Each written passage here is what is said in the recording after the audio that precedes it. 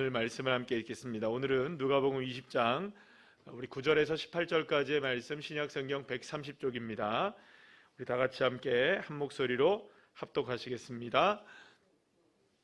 그가 또 비유로 백성에게 말씀하시기를 시작하시니라.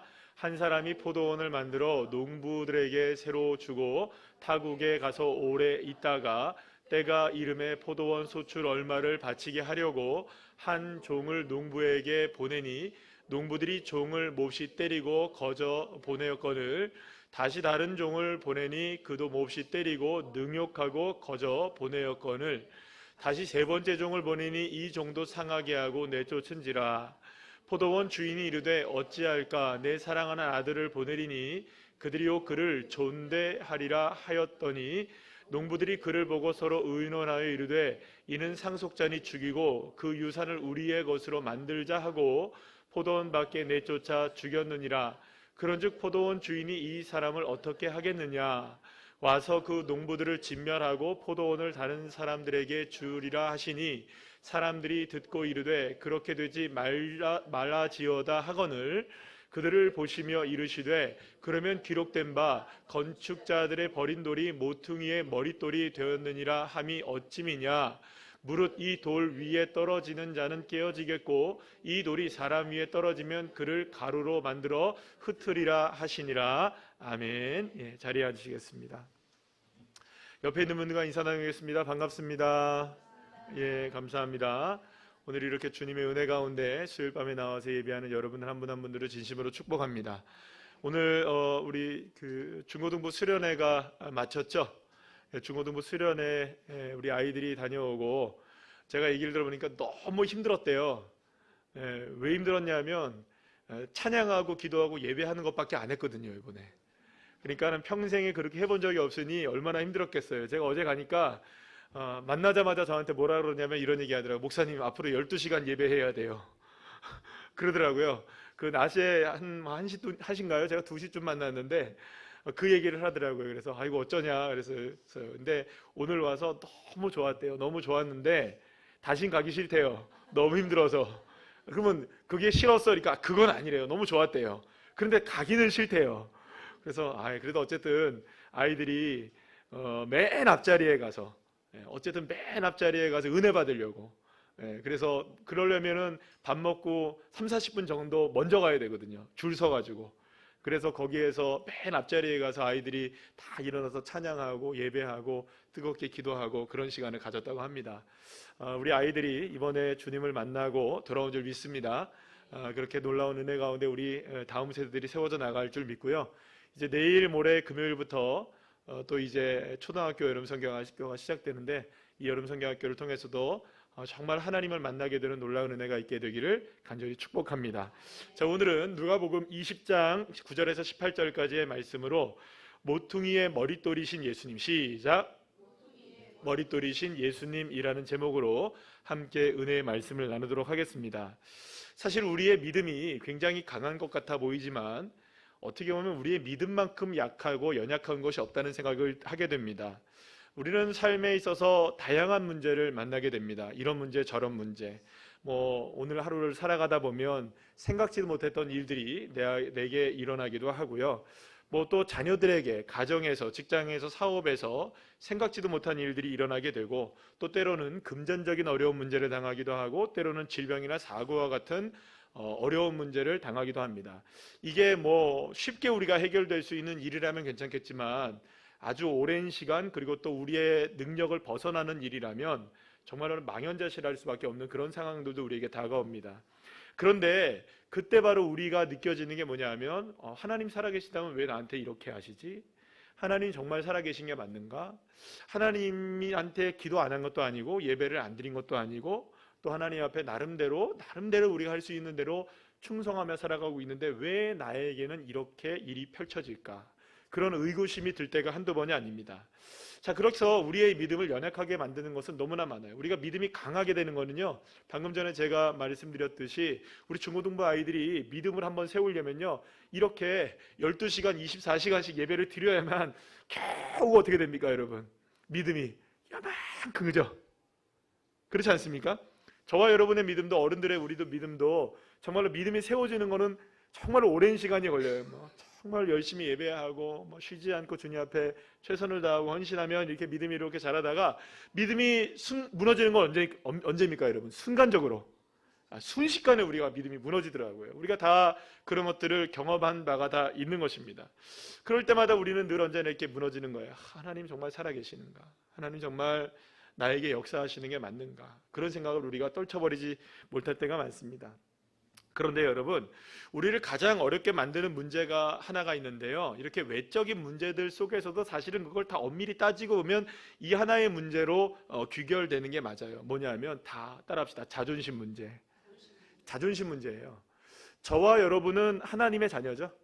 그리고 조금 더 정확하게 말하자면 하나님의 자녀이기도 하지만 우리는 하나님의 종입니다. 그러니까 하나님이 우리의 주인이시고 나는 종이죠. 그러면 종이라는 말은, 종이라는 건 주권이 없습니다, 여러분들. 주권이 누구에게 있는 사람이 종일까요? 주인에게 있는 사람이 종이죠. 그러니까 우리는 우리가 기뻐하고 우리가 즐거워하고 우리가 살아가는 모든 것들의 주권이 다 누구에게 있는 겁니까? 하나님께 있죠. 그러면 하나님이 기쁘시면 기쁜 거고, 하나님이 마음이 언짢으시면 우리도 언짢은 거고요. 내 기분과 상관없이 하나님의 기쁨이 나의 기쁨이 되는 거죠. 이게 종의 서번트 워십이라고 얘기하는데, 사실은 이게 종의 개념을 갖고 있어야 되는 거예요. 저와 여러분에게 있어서 종의 개념을 갖고 있어야 되는 거예요. 그래야 사실 우리가 자존심 때문에 상하지 않습니다. 실제로 여러분들, 우리가 방금 전에 얘기했던 것처럼 왜 어려움을 당합니까? 라고 했을 때 그 어려움의 대부분들, 기저에 깔려있는 것들은 다 대부분들 사실은 자존심 문제예요. 생각해 봅시다. 여러분들, 돈 때문에 어떤 문제가 생겼다. 그거 왜? 돈, 때로는 여러분들 물론 돈이 있어야 됩니까? 없어야 됩니까? 있어야 돼. 필요해요. 정말 우리들에게 돈이 정말 필요해요. 그러나 정말로 돈이 없어졌다 하더라도 그때에 우리가 무너지는 것들은 대부분 자존심 때문에 그래요. 기저에 깔려있는 것은. 물론 그게 삶을 어렵게 만들고 피폐하게 만드는 그런 여러 가지 과정들을 우리가 겪게 되지만, 실제로 맨 마지막에 그 기저에 깔려있는 부분은 사실은 자존심의 문제가 많거든요. 그러니까 사실은 모든 문제가 어떻게 보면 이 자존심 문제로 귀결된다고 볼 수가 있어요. 그래서 여러분들, 그 옆에 있는 분 있잖아요. 한번 다시 한번 인사해 보겠습니다. 사랑합니다. 축복합니다. 예. 근데 여러분들, 이렇게 웃으면서 이야기했지만 방금 전에 웃으면서 이야기한 이분들을 적으로 만들 수 있는 아주 쉬운 방법이 있습니다. 한번 이렇게 쳐다보시죠. 이렇게 한번 쳐다보세요. 그러면 어떻게 될까요, 여러분? 자존심에 스크래치가 확 가는 순간, 방금 전에 사랑합니다라고 얘기했던 사람을 금방 어떻게 됩니까, 여러분들? 완전히 경멸하는 사람으로 바꿀 수 있는 거예요. 뭐 때문에 그렇습니까? 자존심 건드리면. 여러분, 그러니까 우리가 자존심이 건드려지기 시작하면요, 이건 누구도 우리를 말릴 수가 없는 거예요. 자존심의 문제. 그러면 여러분, 자존심이란 게 뭔지 아십니까? 이 자존심을 찾아봤더니 자존심이란 말의 단어의 뜻이 이런 단어예요. 남에게 굽히지 않고 자신의 품위를 스스로 지키는 마음. 남에게 굽히기 싫어하는 마음이에요. 그리고 자기 자신을 스스로 지키려는 마음. 좋은 거죠. 여러분, 자존심이 있어야 됩니까? 없어야 됩니까? 자존심이 없으면 또 안 되잖아요. 그죠? 근데 자존심이라는 게 있긴 있어요. 그런데 사실은 이 자존심이 상하면 이게 정말로 우리의 모든 의지를 다 꺾어버리는 거예요. 왜냐하면 이 자존심을 세우는 게 우리의 의지거든요. 그런데 우리 의지가 자존심 때문에 꺾여버리는 거죠. 그렇게 되면 세상에서 제일 미운 사람이 누군지 아세요? 자존심 건드리는 사람이 제일 미운 거예요. 세상의 상황 속에 제일 싫은 상황이 어떤 상황인 줄 아세요, 여러분들? 자존심 무너뜨리는 상황이 제일 싫은 거예요. 그러니까 사람이 가장 공격적으로 변하게 되는 상황들이 어떤 상황이냐? 자기의 자존심을 무너뜨릴 때 가장 공격적으로 변합니다. 가장 공격적으로 변해요. 그러니까 요즘에 여러분들 금쪽이 이런 거 있잖아요, 그죠? 그런 걸 보게 되면, 금쪽이든 무슨 은쪽이든 이런 모든 것들을 다 보게 되면 원인은 다 어디 있는지 아세요? 다 자존심 건드리는 문제예요. 이게 부모의 자존심이든 아이의 자존심이든 누구의 자존심이든 사실은 이게 자존심을 건드리면 아이들이 폭발하고 부모도 폭발하고 다 이렇게 변화가 되는 거예요. 왜냐하면 내 자존심이라는 게, 여러분들, 사실은 자존심은 지킨다 그랬죠? 그럼 방어를 해야 되잖아요, 그죠? 그러면 여러분, 최선의 방어는 뭐죠? 그쵸? 최선의 방어는 뭐예요? 공격이에요. 그러면 내가 지금 자존심의 지금 손상을 입는 상황이 펼쳐진다라는 생각을 딱 하게 되면 방어 기제가 딱 나오겠죠? 그럼 방어 기제가 나오면서 어떻게 쏟아질까요? 공격적인 기제들이 확 나와버리는 거예요. 되게 어려운 설명 같죠? 방금 전에 해봤잖아요. 여러분 한번 해볼까요? 다시 한번 해볼까요? 실제로 이게 우리에게 사람을 화나게 만드는 데 있어서 이게 이런 작용들이 일어나는 거예요, 사실은. 왜냐하면 이게 방어를 해야 되는 데 있어서 가장 공격적으로 나가는 거예요. 내가 자존심을 방어해야 되니까. 그러니까 사실 여러분들 우리가 누군가가 쉽게 화를 내는 모습을 본다라고 생각했을 때는요, 여러분들 이렇게 한번 보실 수 있어야 돼요. 뭐냐 하면 그 사람 지금 몹시 자존심이 상했구나. 저 사람이 막 화를 내고 있다. 뭔가 자존심이 상한 거예요. 우리가 생각할 때는 아무것도 아닌 일 같은데. 여러분 그럴 때 있잖아요. 막 운전하다 보면 막 그냥 앞에서 막 끼어들고 막 빵빵거리고 난리치는 사람 있죠. 그때 그렇게 생각하면 저 사람이 뭔가 자존심이 좀 상한 일이 있겠구나. 이렇게 생각하시면 여러분들 편합니다.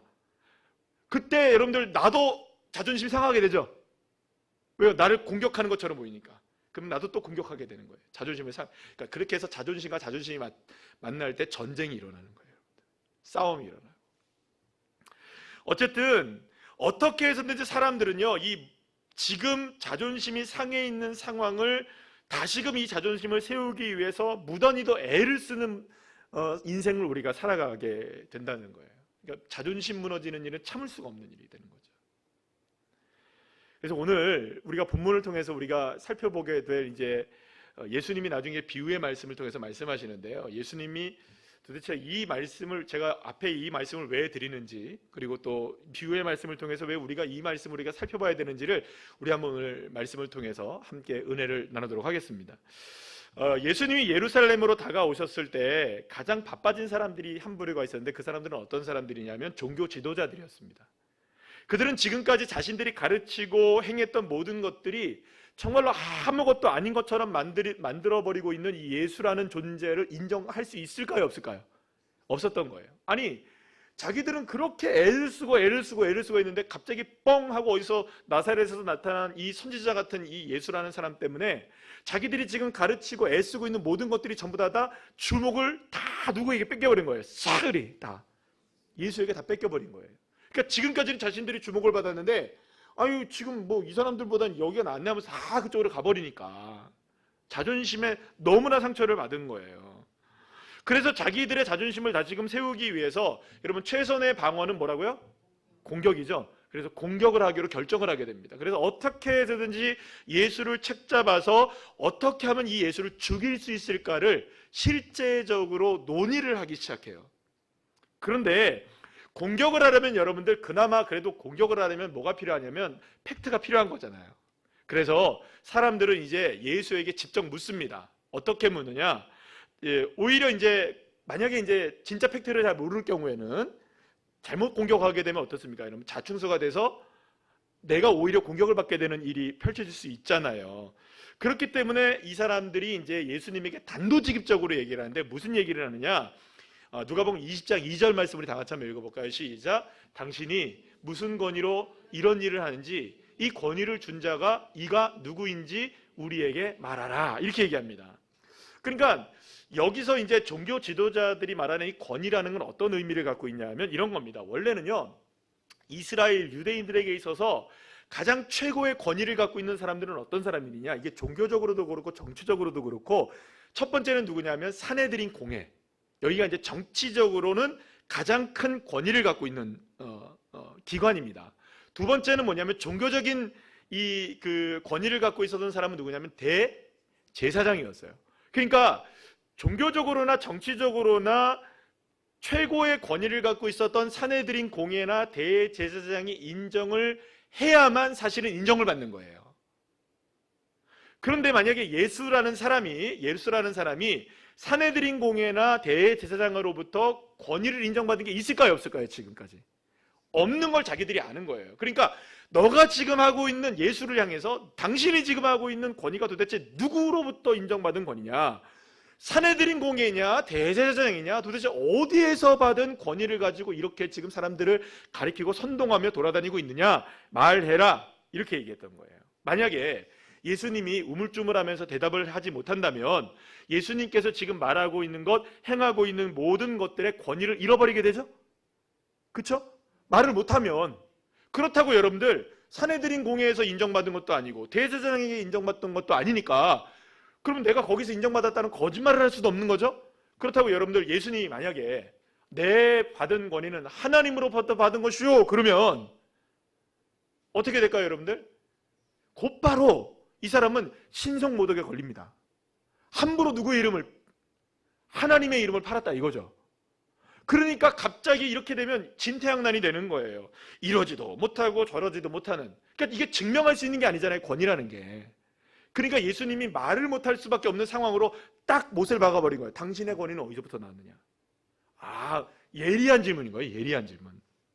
그런데 예수님이 동문서답을 하시네요. 그러면 내가 다른 문제를 하나 물어보겠다. 여러분들 예수님의 질문하시면 무섭습니다, 여러분들. 네. 여러분들 저와 여러분이 예수님의 은혜를 받아야지 예수님의 질문을 받으시면 안 됩니다. 무슨 말인지 아시겠어요? 그 예수님 질문하시면 우리가 진짜 정말로 이거 땀나는 일입니다, 여러분들.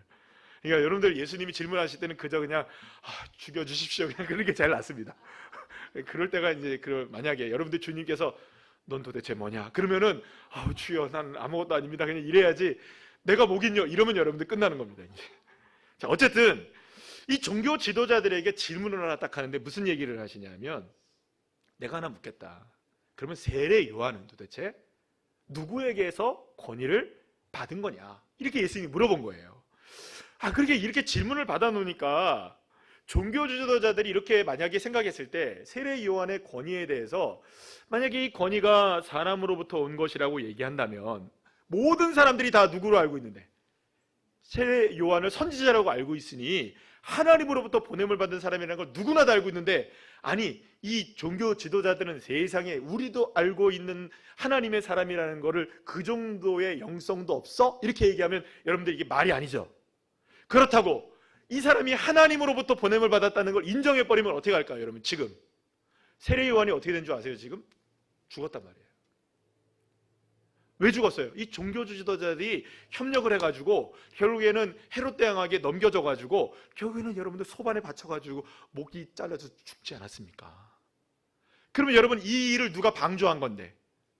네, 이 종교 지도자들이 방조를 했는데 만약에 하나님으로부터 보냈다고 한다면 사람들이 다 그렇게 생각하니까 아니 사람들이 지금 다 알고 있는데 하나님으로부터 보냈다는 걸 인정하는데 당신들이 어떻게 세례 요한한테 이렇게 할 수가 있느냐? 그러면 여러분 이게 말이 안 되는 일이 벌어지는 거예요.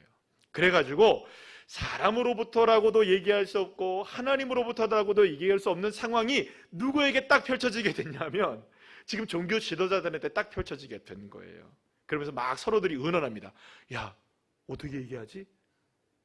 그러면서 서로들 이야기할 거리가 없는 거예요. 하나님으로부터라고도 사람으로부터라고도 얘기할 수 없으니 이렇게 의논하더니 이런 대답을 내놓게 됩니다. 7절 말씀 한번 읽어볼까요? 시작.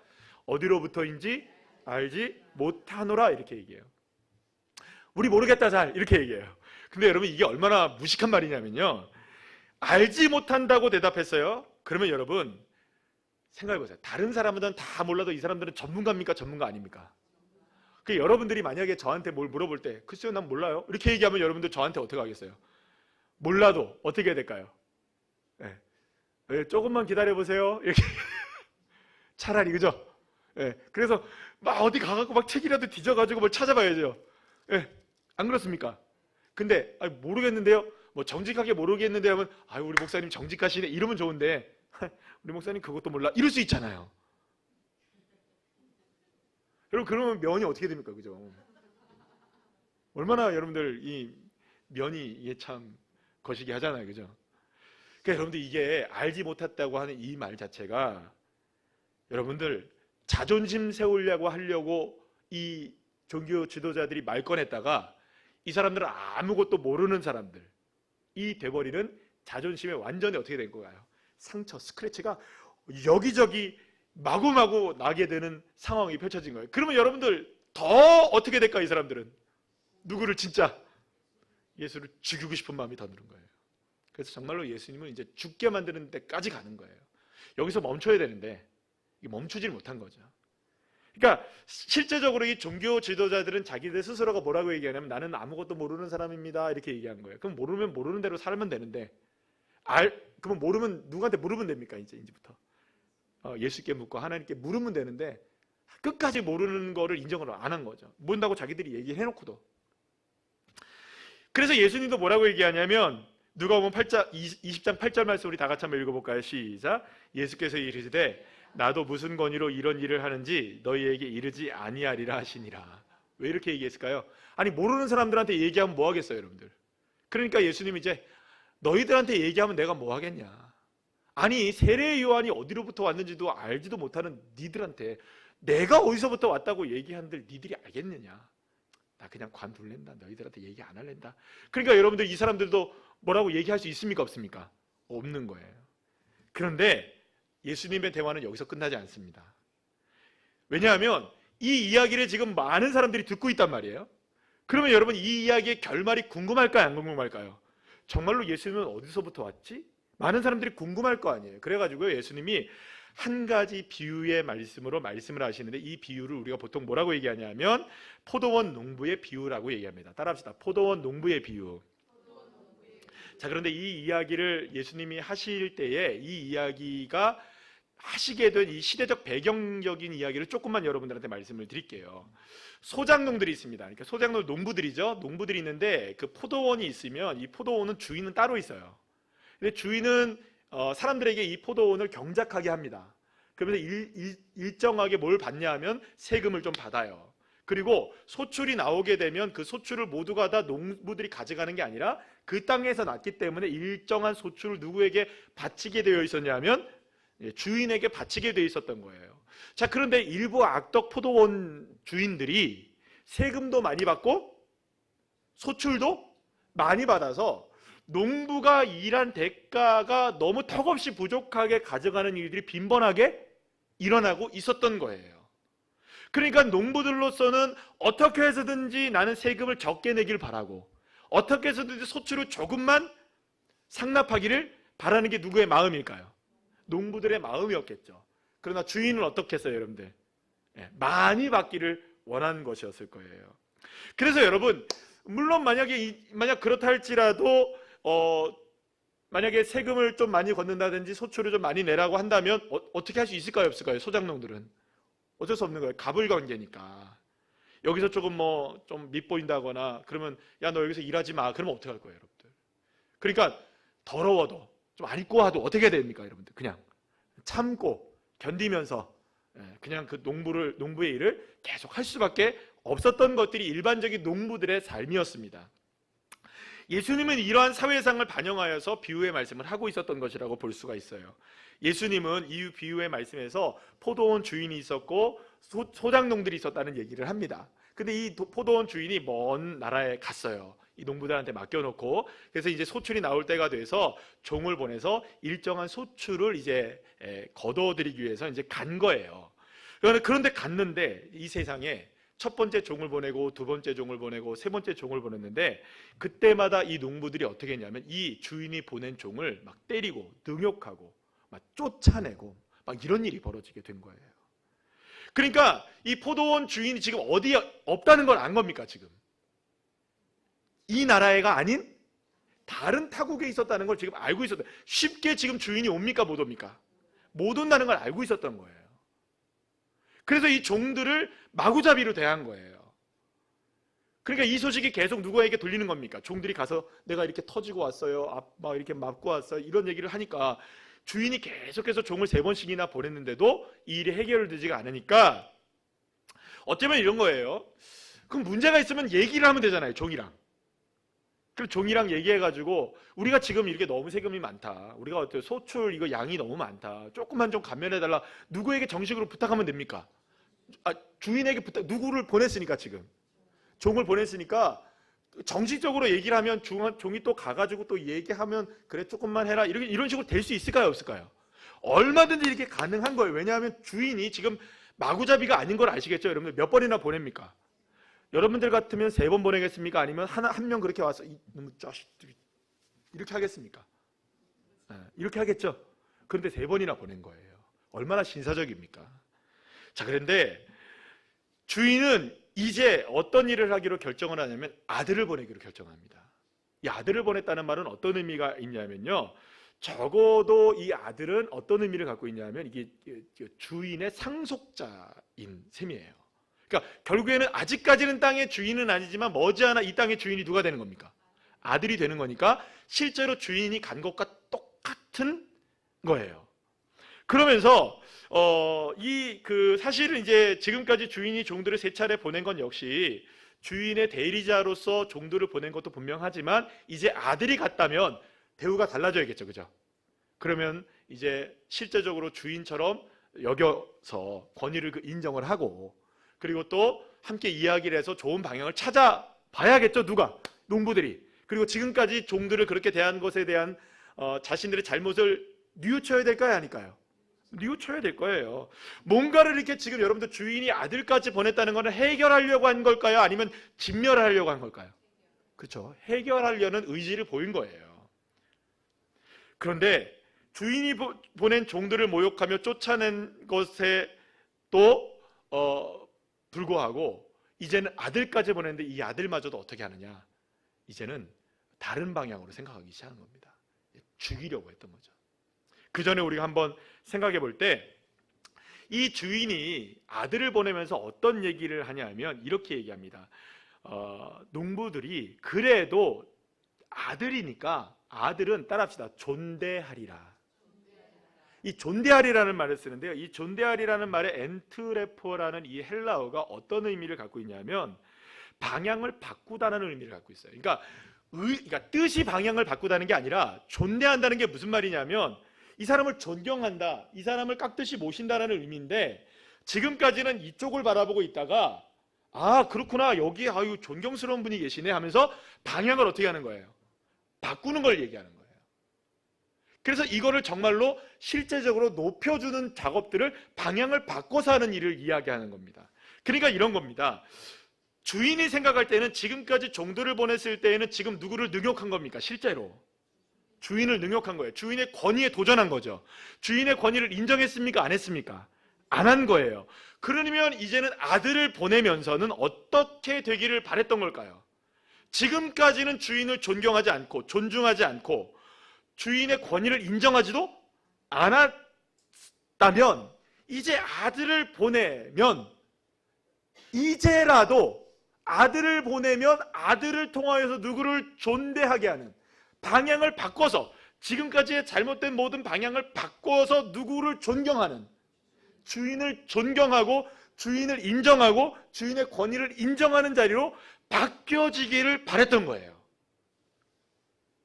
설령 지금까지 농부들이 한 요구가 만약에 정말로 정당하다 할지라도 이렇게 주인의 종들을 때린 건 정당화될 수가 없잖아요. 폭력을 사용한 거는. 그럼 여기에 대해서 서로들 간에 잘못된 것을 돌이킬 수 있는 기회를 누구에게 주겠다는 겁니까? 그러니까 농부들에게 누구를 통해 주겠다는 거예요? 예, 아들을 통해 주겠다는 거예요. 아들은 지금 누구의 권위를 갖고 오는 겁니까?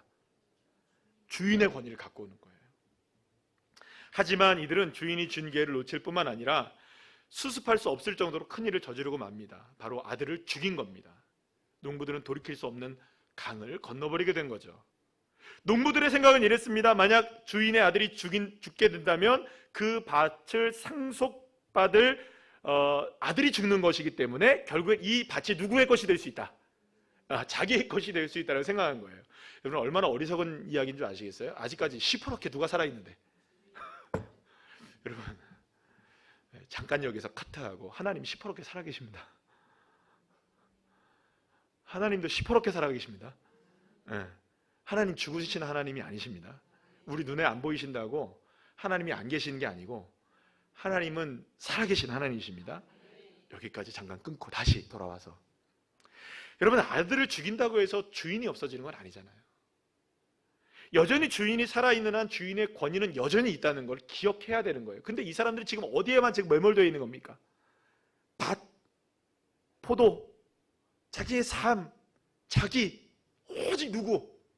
나. 지금 주인에 대한 권위는 안중에도 없고 이 지금 밭에서 일하게 된 것도 누구 때문이라는 걸 모르는 것이고 정말 아무것도 모르는 거예요.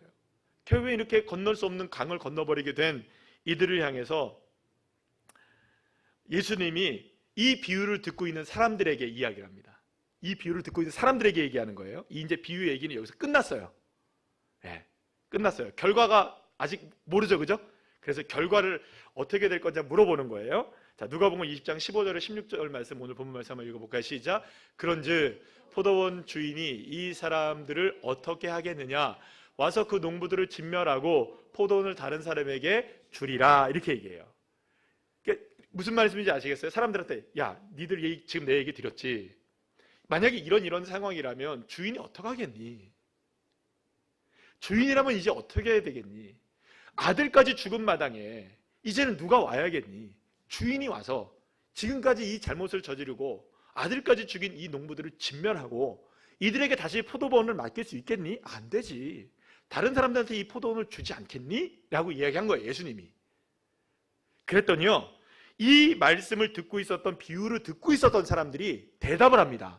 어떤 대답을 하느냐? 16절 말씀 우리 다 같이 한번 읽어볼까요? 시작. 사람들이 듣고 이르되 그렇게 되지 말아지어다 하거늘. 말이 어렵죠, 그죠? 이 말이 무슨 말이냐면 사람들이 그 말을 듣더니 예수님에게 이렇게 대답했다는 거예요. 야, 너희들 같으면 어떡하겠니? 주인 같으면 어떡하겠니? 이 상황에서 주인이 와가지고 이렇게 해서 진멸시키고 이렇게 포도원도 다 뺏어갖고 새로운 농부들에게 주지 않겠니? 라고 하니까 듣고 있던 사람들이 안 됩니다, 안 됩니다, 안 됩니다, 예수님. 그런 일이 일어나서는 안 됩니다라고 얘기하는 거예요. 희한하죠, 그죠? 아니, 당연히 누가 와야 됩니까, 지금? 주인이 와야 되는 거예요. 그럼 왜 도대체 이런 말을 했느냐? 이 이야기를 듣고 있었던 많은 사람들이, 대부분의 사람들이 뭐 하는 사람들이었을까요?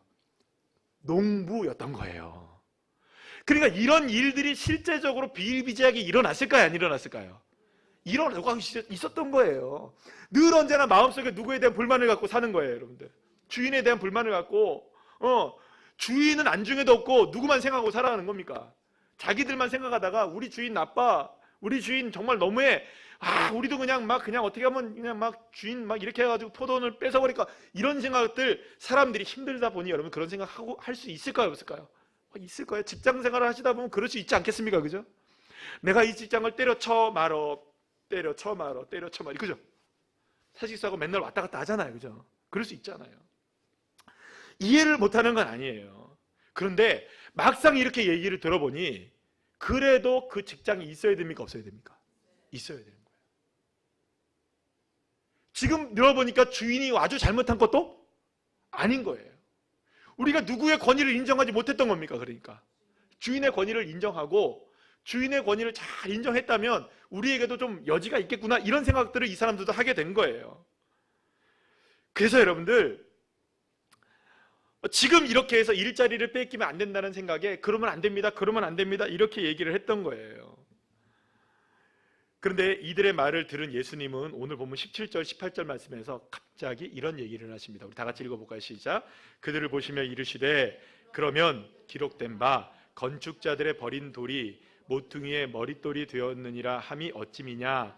무릇 이 돌 위에 떨어지는 자는 깨어지겠고 이 돌이 사람 위에 떨어지면 그를 가루로 만들어 흩으리라 하시니라. 아멘. 지금 이 이야기를 한 것은 어떤 의미일까라는 걸 생각해보면 갑자기 뜬금없이 모퉁이 돌이 왜 나오고 머릿돌이 나오고 왜 이게 갑자기 무슨 일일까? 처음에 우리가 했던 이야기를 한번 돌이켜보죠. 지금 자존심에 상처를 받았던 종교 지도자들이 자기의 자존심과 권위를 세우기 위해서 예수님께 질문을 했죠.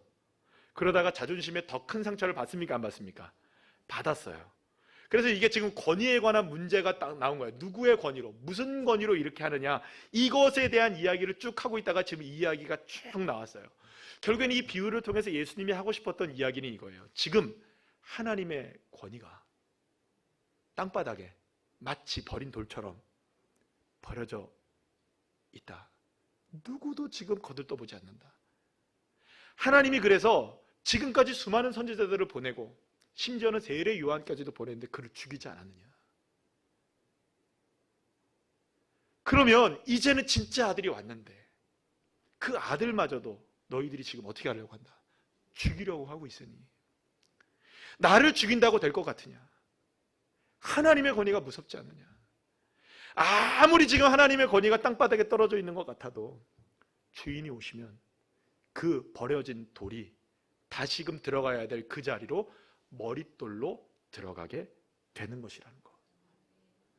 사랑하는 여러분, 우리가 하나님의 권위를 버린다고 해서 하나님이 권위가 잃어버려지시는 분이 아니라는 것이죠.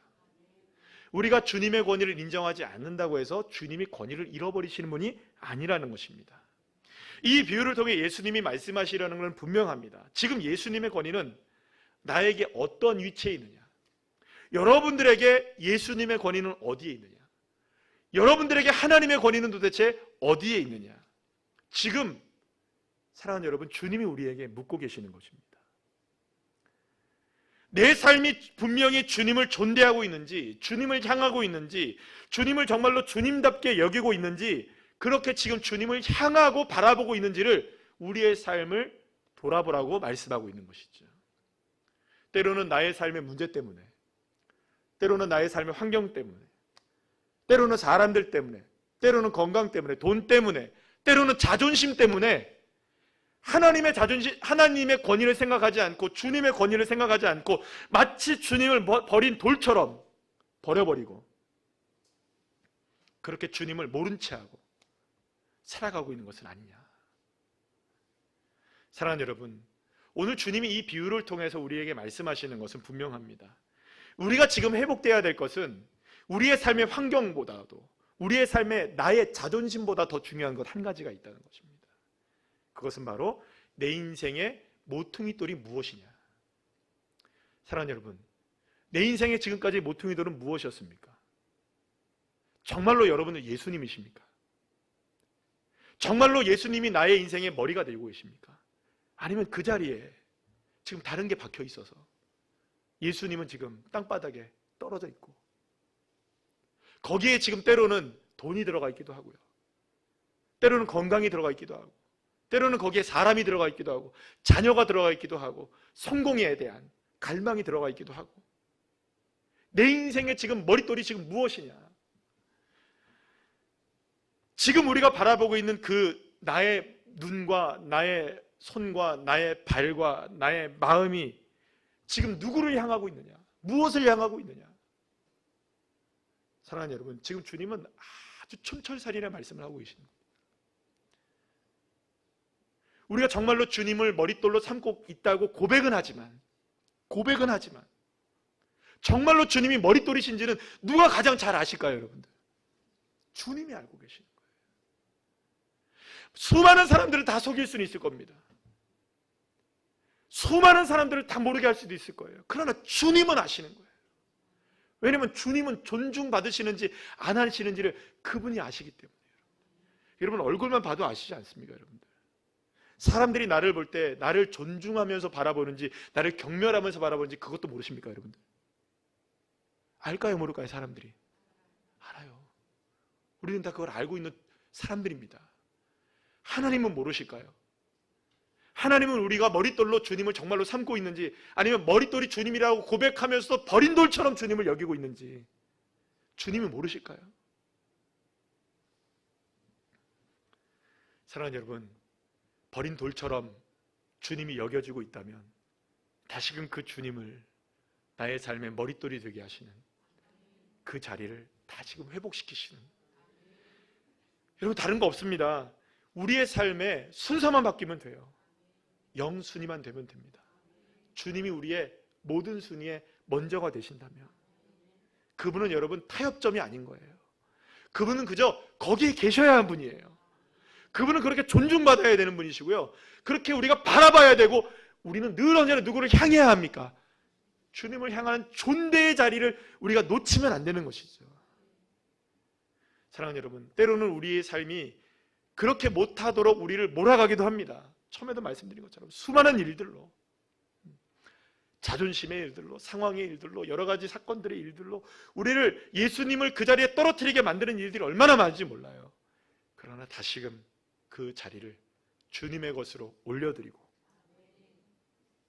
그렇게 될 때 모퉁이 돌의 머릿돌이 주님이 되어지실 때, 버린 돌이 아니라 모퉁이의 머릿돌이 되실 때, 그때서야 비로소 하나님의 역사가 이루어지게 하시는, 놀라운 은혜와 자비의 역사가 일어나게 될 줄로 믿습니다.